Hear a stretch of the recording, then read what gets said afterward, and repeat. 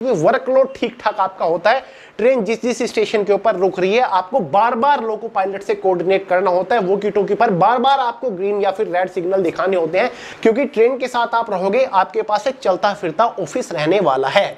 सारे डॉक्यूमेंटेशन आपको रेडी रखने हैं। अगर किसी भी स्टेशन के ऊपर कोई भी पार्सल, कोई भी सामान उतर रहा है, उतर के आपको प्रॉपर दोस्तों ये तो आप अच्छे से जानते ही हैं कि भाई रेलवे एनटीपीसी ग्रेजुएट लेवल की वैकेंसी के लिए ऑनलाइन फॉर्म 21 अक्टूबर से स्टार्ट हो चुके हैं। फॉर्म की जो आखिरी तारीख है वो 20 नवंबर है। इस बार टोटल नंबर ऑफ वैकेंसीज 5810 निकल के आई हैं। तो भाई इस भर्ती के रिगार्डिंग ऑलरेडी आपको एक फुल डिटेल वीडियो प्रोवाइड करा रखी है। अगर आपका कोई भी डाउट हो वीडियो देख लीजिएगा, लिंक डिस्क्रिप्शन बॉक्स में है।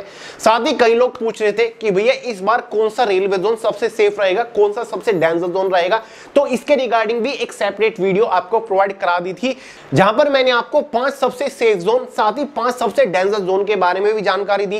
पूरा एनालिसिस आपको डिटेल के साथ समझा रखा है। पिछले साल की zone wise, category wise cut off के बारे में भी आपको जानकारी दी थी। अब कई सारे लोग पूछ रहे हैं कि भैया इस बार रेलवे एनटीपीसी ग्रेजुएट लेवल में सबसे बेस्ट पोस्ट कौन सी है, किस पोस्ट को हमें फर्स्ट प्रेफरेंस देनी चाहिए, सेकंड प्रेफरेंस किस पोस्ट को दें, थर्ड प्रेफरेंस कौन सी पोस्ट को दें। क्योंकि दोस्तों जब आप इस भर्ती के लिए फॉर्म अप्लाई करोगे तो आपके पास एक ऑप्शन आएगा जहां पर आपसे पोस्ट प्रेफरेंस मांगी जाती है कि भाई आप अपनी पहली पसंद कौन सी पोस्ट को दे रहे हो। क्योंकि दोस्तों जिस पोस्ट को आप अपनी फर्स्ट, सेकंड, थर्ड प्रेफरेंस दोगे उन्हीं पोस्ट के लिए सबसे पहले आपको रिकमेंड किया जाएगा, वही पोस्ट आपको मिलेगी, उन्हीं पोस्ट के ऊपर आपका सिलेक्शन होगा। तो भाई पोस्ट प्रेफरेंस एक सबसे इंपॉर्टेंट पॉइंट है।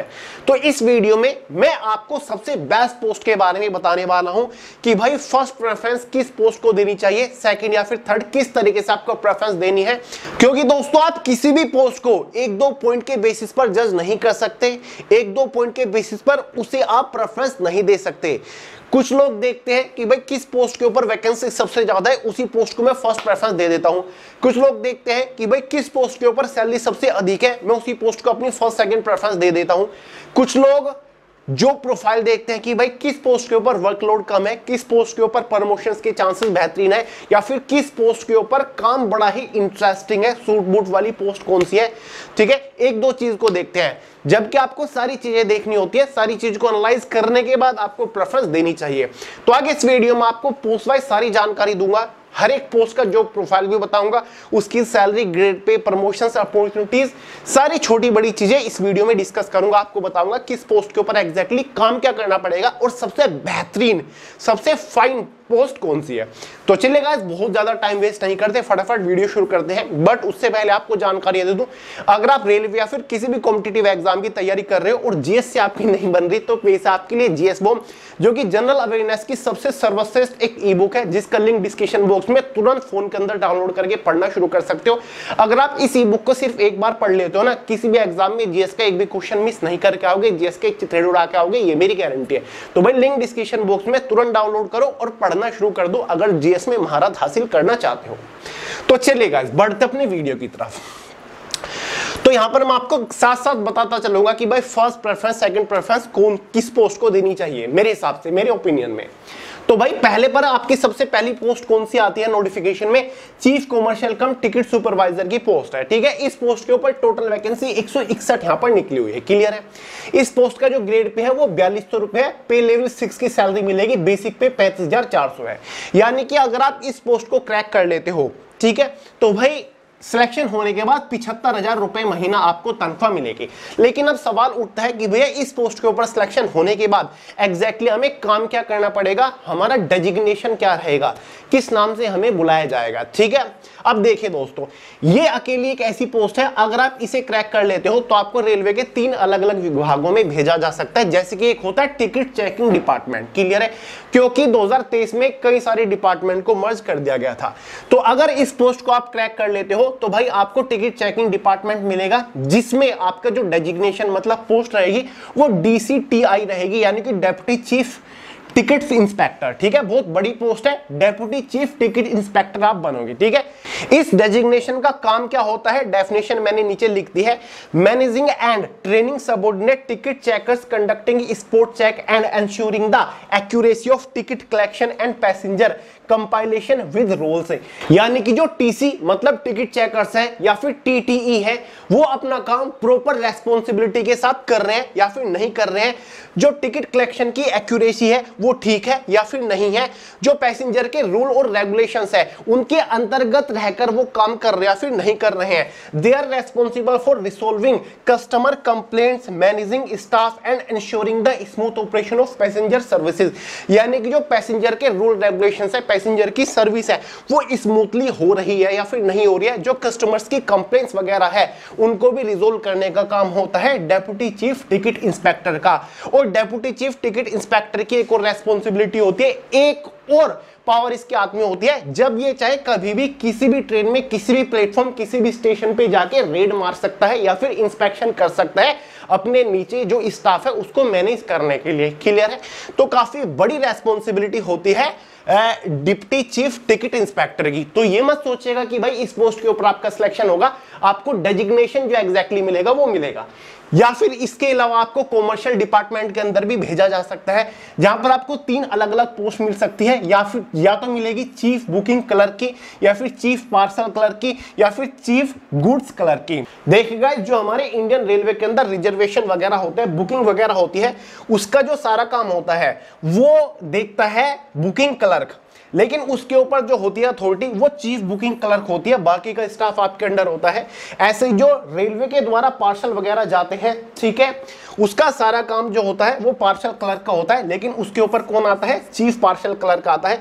ऐसे ही जो गुड्स है, सामान वगैरह है, वो सारा का सारा चीफ गुड्स क्लर्क के अंदर होता है।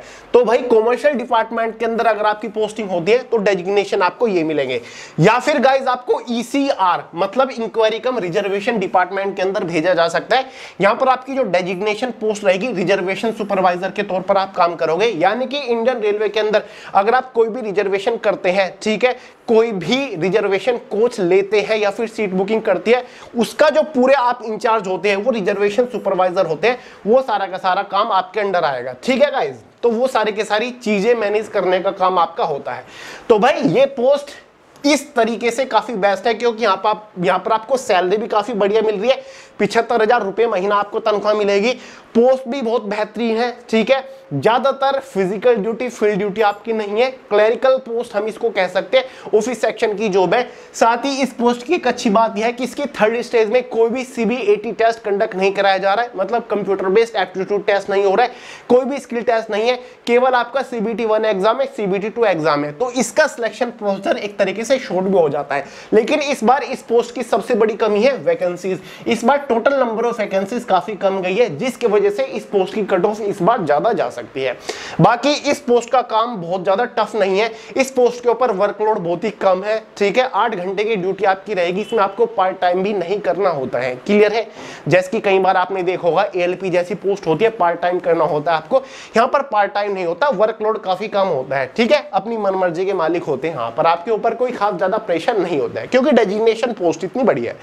तो मेरे हिसाब से फर्स्ट प्रेफरेंस आप उस पोस्ट को दे सकते हो, ठीक है। दूसरे नंबर पर पोस्ट आती है गुड्स ट्रेन मैनेजर की, ठीक है। गुड्स ट्रेन मैनेजर की पोस्ट के ऊपर टोटल वैकेंसी 3416 है, और ये सबसे ज्यादा वैकेंसी इस बार इसी पोस्ट के ऊपर निकली है। पिछली बार भी इतनी वैकेंसी नहीं थी इस पोस्ट के ऊपर जितनी इस बार निकली है, और ये इकलौती ऐसी पोस्ट है जिसके ऊपर कट ऑफ इस बार सबसे कम जाने वाली है। पिछली बार भी इसी पोस्ट के ऊपर कट ऑफ काफी कम रही थी। CBT 1 एग्जाम की अगर हम बात करें, पिछले साल वही किसी रेलवे जोन से 74, किसी से 72, किसी से 68 या फिर किसी से 75, इतनी कट ऑफ आपकी रही थी, ठीक है। ये पे लेवल 5 की पोस्ट है, बेसिक पे 29,200 है, ठीक है। चीफ कॉमर्शियल कम टिकट सुपरवाइजर से छोटी पोस्ट है, वो पे लेवल 6 की पोस्ट थी, पे लेवल 5 की पोस्ट है, उसका बेसिक पे 35,000 था, इसका बेसिक पे 29,200 है, इसलिए मैंने इसको दूसरे नंबर पर रखी है कि सैलरी के मामले में ये पोस्ट छोटी है उस पोस्ट से। यहां पर सिलेक्शन होने के बाद तनख्वाह की लगभग 60,000 के आसपास रहेगी, कुछ रेलवे जोन में 58, कुछ में 60, कुछ में 61 तक आपकी सैलरी पहुंच जाती है, ठीक है। तो भाई इस पोस्ट के ऊपर सिलेक्शन होने के बाद गुड्स ट्रेन मैनेजर ही आपको कहा जाता है। पहले ट्रेन मैनेजर और भाई गुड्स गार्ड की पोस्ट हुआ करती थी, गुड्स गार्ड और ट्रेन मैनेजर को एक साथ इस बार मर्ज कर दिया गया है, जोड़ दिया गया है, ठीक है, और जोड़ने के बाद बन गई है गुड्स ट्रेन मैनेजर। इस पोस्ट के ऊपर सिलेक्शन होने के बाद एग्जैक्टली आपको काम क्या करना पड़ेगा देख लीजिएगा। Overseas the safe and timely movement of freight trains, their job involves managing train operations, ensuring the safety of cargo, ये पॉइंट ध्यान से सुनिए, and train, coordinating with various department and handling all necessary documentation for the journey. Key duties include supervising loading and unloading, inspecting the train's conditions and brake system, monitoring the train while the transit and preparing report. देखिएगा जो हमारी train होती है उसमें पीछे एक अलग coach होता है जो कि होता है train manager. Goods train manager का आपको एक अलग मिलता है, मतलब यहां पर आप ट्रेन के साथ ही रहते हो। ट्रेन मैनेजर जो पोस्ट है वो आप ट्रेन में ही रहते हो हमेशा, एक जगह से दूसरी जगह, दूसरी जगह से तीसरी जगह, जहां पर ट्रेन जाएगी आप ही साथ जाओगे। ट्रेन के लास्ट में एक अलग कोच होता है, आपका एक ऑफिस कैबिन होता है, उसमें आप रहोगे। ये पोस्ट फीमेल कैंडिडेट्स के लिए भी होती है। क्लियर है? तो भाई ट्रेन की सारी जानकारी आपको रखनी होती है कि भाई ट्रेन जैसे निकली, हरी झंडी आप दिखाओगे, जो इंजन होता है वहां से जो लोको पायलट होता है वो दिखाता है। ट्रेन चालू होने से पहले ट्रेन का इंस्पेक्शन आपको करना होता है, ट्रेन की कंडीशन आप इंश्योर करोगे, उसके ब्रेक वगैरह सारा जो मॉनिटरिंग होता है वो रिपोर्ट आप तैयार करके लोको पायलट को देते हो कि हाँ भाई ट्रेन बिल्कुल फिट है, अब ट्रेन को निकालो। ठीक है, ये काम आपको होता है। अब इसमें गुड्स ट्रेन जुड़ गया। गुड्स मतलब जो हमारी ट्रेन होती है उसमें कई बार पार्सल जाते हैं, डाक जाते हैं, कई सामान भी जाते हैं। ठीक है, जो जो उस ट्रेन के साथ सामान लोड किए गए हैं उन सामान का पूरा ब्यौरा आपके पास होगा कि भाई ये सामान है, कहां से कहां जाना है, इस सामान के लिए कितना किराया, ठीक है, कितनी फीस वसूली गई है, वो सारा डॉक्यूमेंटेशन आपके पास होगा। ठीक है, कौन सा सामान किस स्टेशन पर कहां पर उतरना है, ये सारी की सारी चीजें आपके हाथ में होती है। ठीक है, और कौन सी ट्रेन कब निकलनी है। ठीक है, जो स्टेशन मास्टर होता है, किसी भी स्टेशन के ऊपर जब ट्रेन पहुंची तो स्टेशन मास्टर बोलेगा कि ट्रेन को निकालो, टाइम हो गया है, तो station master directly train manager से कोऑर्डिनेट करता है। ट्रेन मैनेजर उसके बाद लोको पायलट को इन्फॉर्म करता है। ठीक है, तो भाई ट्रेन का, पूरी ट्रेन का जो मैनेजर होता है एक तरीके से ट्रेन को हर तरीके से मैनेज जो करता है। ठीक है, फिर चाहे पैसेंजर्स, अगर ट्रेन है पैसेंजर ट्रेन तो उसके पैसेंजर को कोई असुविधा ना हो, ये सारी चीजें जो रखता है वो ट्रेन मैनेजर ही रखता है। साथ ही दूसरे अगर विभाग हैं, दूसरे विभाग के लिए ट्रेन काम कर रही है या फिर उनका कोई सामान ले जा रही है, दूसरे विभाग के साथ भी ट्रेन मैनेजर को ही कोऑर्डिनेट करना होता है। देखिए, कोऑर्डिनेट विद वेरियस डिपार्टमेंट्स। ठीक है, तो ट्रेन मैनेजर की एक ऐसी पोस्ट है जहां पर वर्कलोड आपको ठीक ठाक देखने को मिलेगा। डॉक्यूमेंटेशन का चीजें आपको अपने माइंड के अंदर रखनी होती है, सारी छोटी छोटी चीजों का आपको ध्यान रखना होता है, तो यहाँ पर वर्कलोड ठीक ठाक होता है। लेकिन आपकी वैकेंसीज इस पोस्ट के ऊपर ज्यादा निकली है, इसीलिए दूसरे नंबर पर आप इसे दे सकते हैं पोस्ट को प्रेफरेंस। मेल और फीमेल के लिए कुछ लोग कहते हैं कि फीमेल के लिए पोस्ट अच्छी नहीं है क्योंकि ट्रेन एक जगह से दूसरी जगह गई, दूसरी जगह से तीसरी जगह गई, पूरे इंडिया के अंदर घूमते रहते हैं। तो भाई वो आपके हिसाब से कौन इसी में कंफर्टेबल है या फिर कौन नहीं, क्योंकि ट्रेन जहां से चली आएगी तो घूम के वहीं पर ही। ठीक है, तब तक आप ट्रेन के साथ ही रहते हो, सारी फैसिलिटी आपको ट्रेन के अंदर मिल जाती है, एक अलग कैबिन, पूरा ऑफिस आपको ट्रेन के साथ मिल रहा है, तो फिर कैसी असुविधा। तीसरे नंबर पर जो मेरे हिसाब से बेस्ट पोस्ट है, और ये इसलिए भी बेस्ट पोस्ट है क्योंकि इसकी थर्ड स्टेज में भी कुछ भी नहीं है, कोई स्किल टेस्ट, टाइपिंग टेस्ट नहीं है, साथ ही गाइस कोई CBAT computer based aptitude test नहीं है। ठीक है, सैलरी भी ठीक ठाक मिल रही है। अब स्टेशन मास्टर की पोस्ट है, काफी बड़ी पोस्ट है, 615 इस बार टोटल वैकेंसी निकली है। पे लेवल 6 की पोस्ट है, बेसिक पे 35,400 है। इस पोस्ट के ऊपर सिलेक्शन होते ही 75,000 रुपए महीना आपको तनख्वाह मिलेगी। अब इस पोस्ट को मैंने थर्ड प्रेफरेंस क्यों कहा है, तीसरे नंबर पर इसको क्यों रखा है, एक तो वैकेंसीज गुड्स ट्रेन मैनेजर से कम है, दूसरा पॉइंट थर्ड स्टेज में सीबीएटी टेस्ट होता है जिससे काफी सारे लोग घबराते हैं, डरते हैं कि यार कंप्यूटर बेस्ड एप्टीट्यूड टेस्ट यहां पर है। ठीक है, अगर हम इस पोस्ट को क्वालिफाई करेंगे, ठीक है, तो इस टेस्ट से भी होकर गुजरना पड़ेगा। लेकिन काम इस पोस्ट का काफी इंटरेस्टिंग है, वर्कलोड बहुत ज्यादा नहीं है इस पोस्ट के ऊपर। देखिए, administrative and operational task focused on the safe and efficient management of a train station. Guys, जो एक स्टेशन मास्टर होता है उसकी जो पोस्टिंग मिलती है वो एक प्रॉपर स्टेशन के अंदर मिलती है। जो एक स्टेशन है ना, रेलवे स्टेशन है, उसके एक तरीके से आप हेड होते हो, उसका पूरा जो मैनेजमेंट है, ऑपरेशंस है, वो सारे के सारे आपके अंडर आते हैं। क्लियर है? की responsibility include overseas train movements, यानी कि उस स्टेशन के ऊपर जितनी भी ट्रेन आ रही है, जा रही है, उनका पूरा ब्यूरो स्टेशन मास्टर के अंडर आता है। स्टेशन मास्टर डिसाइड करेगा कौन सी ट्रेन कौन से प्लेटफॉर्म पे आएगी, कौन सी ट्रेन किस प्लेटफॉर्म से निकलेगी, किस टाइम निकलेगी और किस टाइम उसको रिसीव करना है। ठीक है, ऑपरेटिंग सिग्नल, कौन सी ट्रेन को सिग्नल कौन सा भेजना है वो इसके हाथ में है, ठीक है। साथ ही मैनेजिंग स्टेशन स्टाफ, स्टेशन के ऊपर जितना भी स्टाफ है उनको मैनेज करना, किसको क्या काम देना है वो सब कुछ स्टेशन मास्टर डिसाइड करेगा। Ensuring the safety and cleanliness of the station and it's amenities, यानी कि स्टेशन को साफ सुथरा रखने की रेस्पॉन्सिबिलिटी भी एक तरीके से स्टेशन मास्टर की है। तो भाई ये तो हेड होता है, पूरा स्टेशन इसके अंडर ही आता है। इसको एक अलग ऑफिस मिलता है, काफी लंबा चौड़ा एसी कैबिन होता है, ये आप देख रहे हैं। इस तरीके से ये सारी चीजें मैनेज करता है अपने स्टेशन की। साथ ही अगले वाले जो 2-3 स्टेशन है, ठीक है, उस लाइन पर पिछले वाले जो 2-3 स्टेशन है उनके साथ भी कोऑर्डिनेट करते हैं। रेलवे हेडक्वार्टर के साथ भी डायरेक्ट स्टेशन मास्टर कोऑर्डिनेट करता है। इसको सारी चीजें अपनी स्क्रीन के ऊपर दिखती रहती कि भाई कौन सी ट्रेन है, कौन से नंबर की ट्रेन है, वो कहां तक अब वो पहुंची, कब उसको कौन से प्लेटफॉर्म के ऊपर लेकर आना है, ठीक है। तो इस पोस्ट के ऊपर भी वर्कलोड तो होता है, लेकिन ऑफिस सेक्शन की जॉब है, कोई फील्ड ड्यूटी, फिजिकल ड्यूटी नहीं है, काफी पावरफुल पोस्ट है। बस इस पोस्ट का ड्रॉबैक एक यही है जिससे स्टूडेंट्स घबराते हैं कि यार तीसरी स्टेज में सीबीएटी टेस्ट है, ठीक है, एक एप्टीट्यूड टेस्ट है, जो कि बहुत बड़ी बात नहीं, इजीली कर लोगे अगर आप तैयारी करोगे, ठीक है, बाकी और कुछ नहीं है। चौथे नंबर पर जो पोस्ट है स्टेशन मास्टर की पोस्ट को तो आप फर्स्ट प्रेफरेंस भी दे सकते हो, ठीक है, फर्स्ट प्रेफरेंस भी आप रख सकते हो स्टेशन मास्टर की पोस्ट को आप। क्लियर है।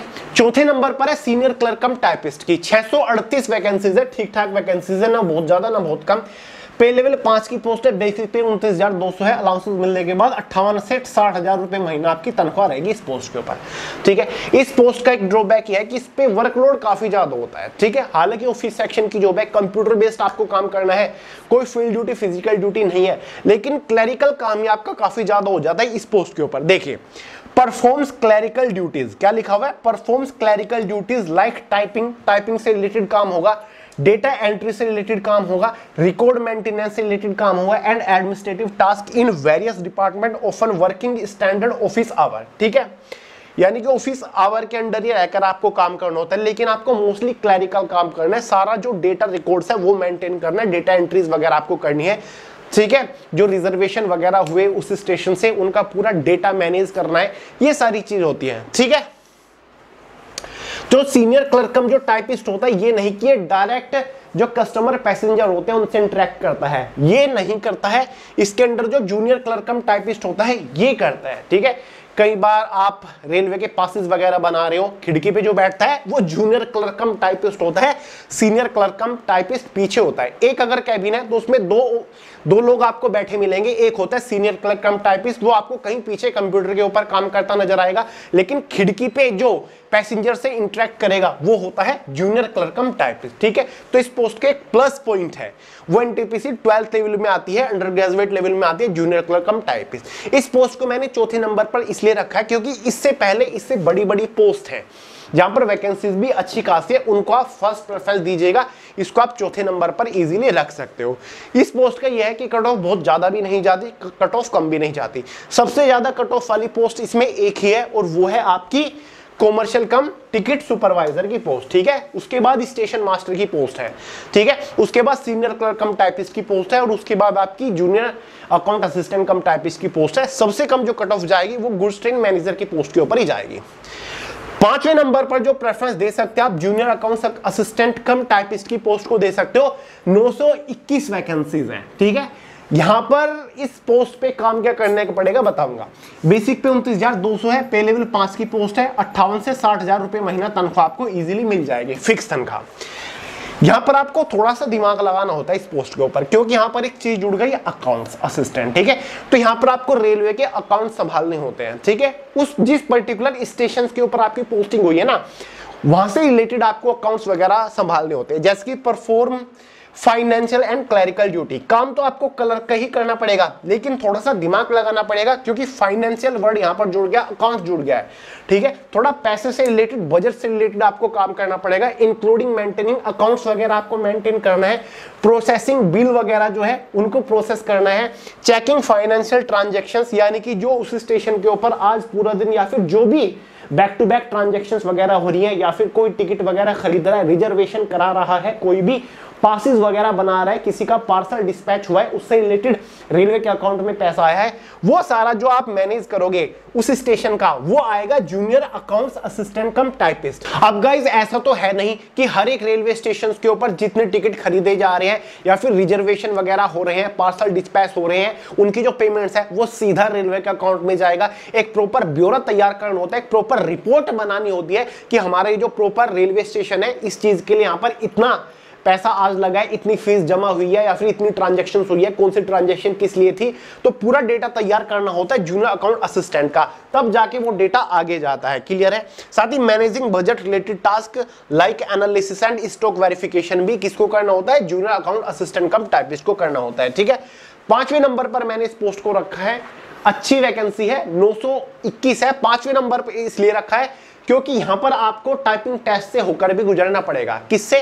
Typing test. और ये जो है सीनियर क्लर्क कम टाइपिस्ट, यहां से भी टाइपिंग टेस्ट से होकर गुजरना पड़ेगा। ठीक है गाइस। यहां पर आपको दिमाग लगाना पड़ेगा थोड़ा बहुत, देखिए दिमाग खर्च होगा, लेकिन यहां पर आपको रटा रटाया काम करना है, यहां पर बहुत ज्यादा दिमाग आपको नहीं लगाना है। यहां पर वर्कलोड कम होता है, इस पोस्ट के ऊपर वर्कलोड ज्यादा होता है। जितना मैंने बात करी, जहां तक मैंने सुना है कि यहां पर आपको 1-2 घंटा तक ओवर टाइम भी करना हो जाता है, कि काम इतना हो जाता है कि ओवर टाइम आपको करना पड़ता है, 1-2 घंटा एक्स्ट्रा आपको स्टेशन के ऊपर या फिर ऑफिस के अंदर रहना पड़ जाता है कि सारा जो डेटा है, सारी जो पेमेंट्स वगैरह है उसको मैनेज करना पड़ता है। लेकिन यहाँ पर हैंड टू हैंड आपका काम होता है, इसलिए मैंने इसको नंबर 4 पर रखा है। हालांकि वैकेंसी यहाँ पर थोड़ी सी कम है, लेकिन यहाँ पर वैकेंसी ज्यादा है। ठीक है। नंबर 6 पर जो मैंने रखा है ट्रैफिक असिस्टेंट को रखा है। हालांकि पिछली बार ये पोस्ट नहीं थी, इस बार केवल 59 वैकेंसी है और ये केवल मेट्रो के अंदर वैकेंसी है, इंडियन रेलवे के अंदर नहीं है। 25,500 बेसिक पे पोस्ट का, पे लेवल 4 की ये पोस्ट है। सबसे कम सैलरी इसी पोस्ट के ऊपर मिल रही है इस बार ग्रेजुएट लेवल में। बाकी किसी पोस्ट के ऊपर 60, किसी के ऊपर 75, यहां पर आपको केवल 50,000 रुपए महीना सैलरी मिलेगी। ठीक है। और थर्ड स्टेज में CBAT टेस्ट आपको होगा, यानी कि एक तो सैलरी सबसे कम, दूसरा वैकेंसी सबसे कम, तीसरे स्टेज में CBAT टेस्ट भी होगा, एप्टीट्यूड टेस्ट भी होगा, इसलिए मैंने इसको 6ठे नंबर पर रखा है।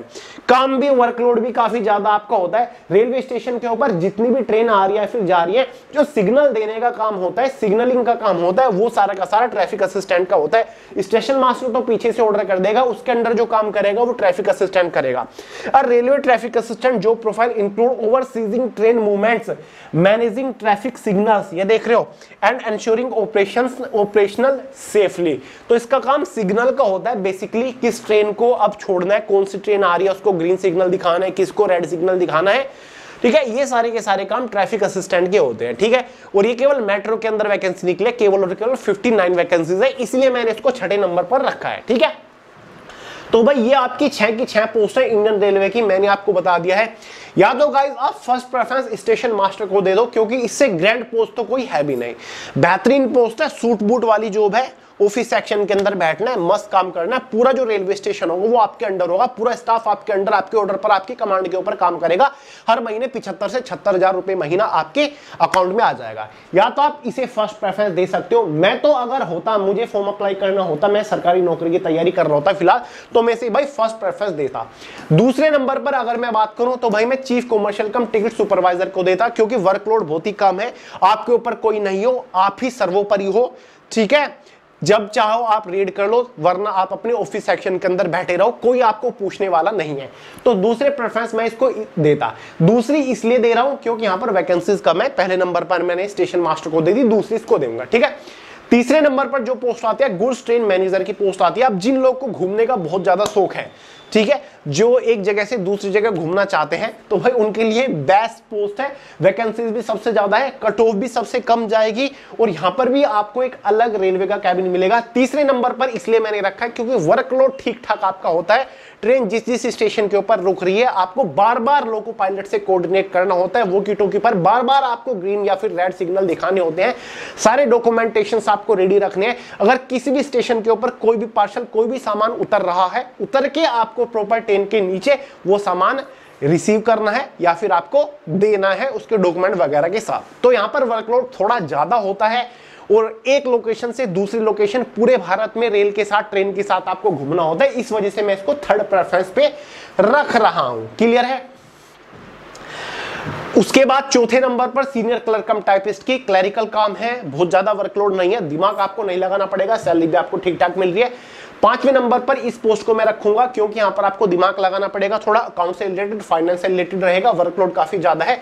और बाकी 6ठे नंबर पर मैंने ट्रैफिक असिस्टेंट को रखा है। ठीक है, तो हर एक पोस्ट का मैंने आपको काम बता दिया, तनख्वाह बता दी, बेनिफिट्स आपको बता दिए। उम्मीद करता हूं डाउट्स आपके क्लियर हो चुके होंगे। ठीक है, अगर कोई अब भी सवाल है कमेंट करके पूछ लीजिएगा, बाकी इंस्टाग्राम के ऊपर मिल जाऊंगा सोनू हेलात के नाम से।